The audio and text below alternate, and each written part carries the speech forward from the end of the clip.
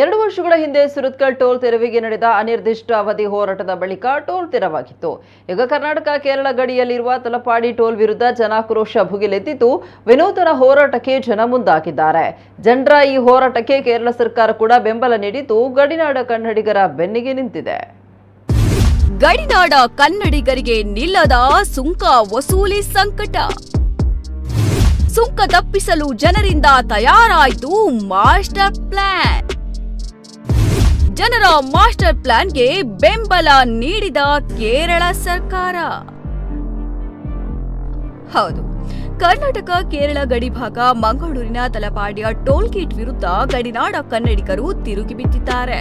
ಪ್ರತಿನಿತ್ಯ ಇದೇ toll gate ಮೂಲಕ ಕೇರಳದಿಂದ ಕರ್ನಾಟಕಕ್ಕೆ ಬಂದು ಹೋಗುವ ಜನರ ಸಂಖ್ಯೆ ಸಾಕಷ್ಟಿದೆ. ಅದರಲ್ಲೂ ಕೇರಳ ರಾಜ್ಯದಲ್ಲಿರುವ ಮಂಜೇಶ್ವರದ ಗಡಿನಾಡ ಕನ್ನಡಿಗರು ದಿನಂಪ್ರತಿ ಮಂಗಳೂರಿನ ಆಸ್ಪತ್ರೆ, ಶಿಕ್ಷಣ ಮತ್ತು ಉದ್ಯೋಗಕ್ಕಾಗಿ ಈ ಟೋಲ್ ಗೇಟ್ ದಾಟಿಕೊಂಡೇ ಬರಬೇಕು. ಟೋಲ್ನಿಂದ 5 ಕಿಲೋಮೀಟರ್ ವ್ಯಾಪ್ತಿಯಲ್ಲಿ ಪ್ರಯಾಣಿಸುವವರಿಗೆ ಟೋಲ್ ವಿನಾಯಿತಿ ನೀಡಿ ಅನ್ನೋ ಬೇಡಿಕೆ ಇವರದ್ದಾಗಿತ್ತು. ಆದರೆ ಇವರ ಯಾವ ಮನವಿ ಪ್ರತಿಭಟನೆಗಳಿಗೆ ಟೋಲ್ ಗೇಟ್ನವರು ಕ್ಯಾರೆ ಅಂದಿಲ್ಲ. ಹೀಗಾಗಿ ಮಂಜೇಶ್ವರದ ಪಂಚಾಯತ್ ಸಹಾಯ ಪಡೆದು ಟೋಲ್ ಗೇಟ್ಗೆ ಸಡ್ಡು ಹೊಡೆಯಲು ಇವರು ಮುಂದಾಗಿದ್ದಾರೆ. ಟೋಲ್ ಗೇಟ್ ಬಳಸದೆ ಬೇರೆ ಹೊಸ ರಸ್ತೆ ನಿರ್ಮಾಣ ಮಾಡಲು ಮುಂದಾಗಿದ್ದಾರೆ.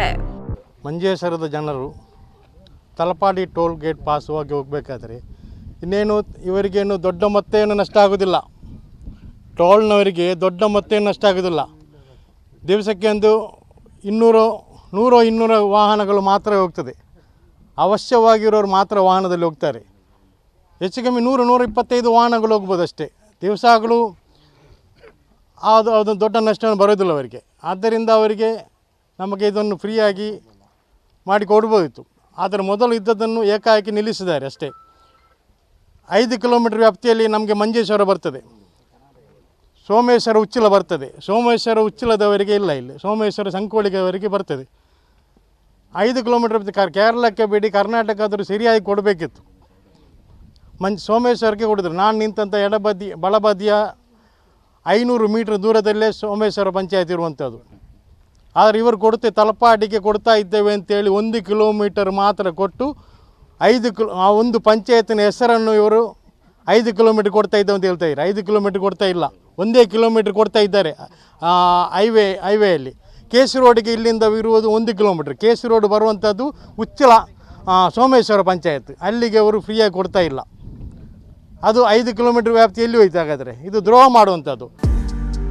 ಇಲ್ಲಿ ಹೆದ್ದಾರಿ ನಿರ್ಮಾಣಕ್ಕೂ ಮೊದಲು ಇದ್ದ ಹಳೆಯ ರಸ್ತೆಯನ್ನ ಅಭಿವೃದ್ಧಿ ಮಾಡಲು ಜನರು ನಿರ್ಧರಿಸಿದ್ದಾರೆ. ತಲಪಾಡಿ ಹೊಳೆಗೆ ಸೇತುವೆ ನಿರ್ಮಾಣ ಮಾಡಿ 200 ಮೀಟರ್ ದೂರದ ಹೊಸ ರಸ್ತೆ ನಿರ್ಮಿಸುವ ಪ್ಲಾನ್ ಮಾಡಿದ್ದಾರೆ.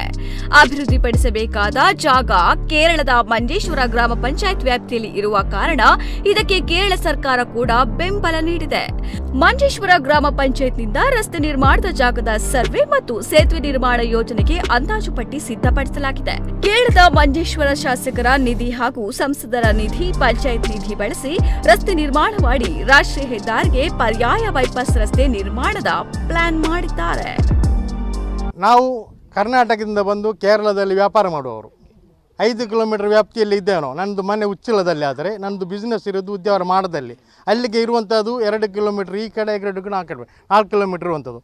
ದಿವಸಕ್ಕೆ ಸಾವಿರಾರು ಜನ ಇಲ್ಲಿಂದ ಆ ಕಡೆ ಹೋಗ್ತಿದ್ದಾರೆ, ಆ ಕಡೆಯಿಂದ ಈ ಕಡೆಗೆ ಬರ್ತಾ ಇದ್ದಾರೆ.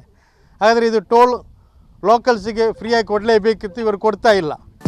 ಮಂಜೇಶ್ವರ ಗ್ರಾಮ ಆಡಳಿತಾತ್ಮಕವಾಗಿ ಕೇರಳದಲ್ಲಿ ಇದೆಯಾದರೂ ಇಲ್ಲಿನ ಜನ ಬಹುತೇಕ ಕನ್ನಡಿಗರಾಗಿ ಮಂಗಳೂರಿನ ಜೊತೆ ಬಾಂಧವ್ಯ ಇಟ್ಟುಕೊಂಡಿದ್ದಾರೆ.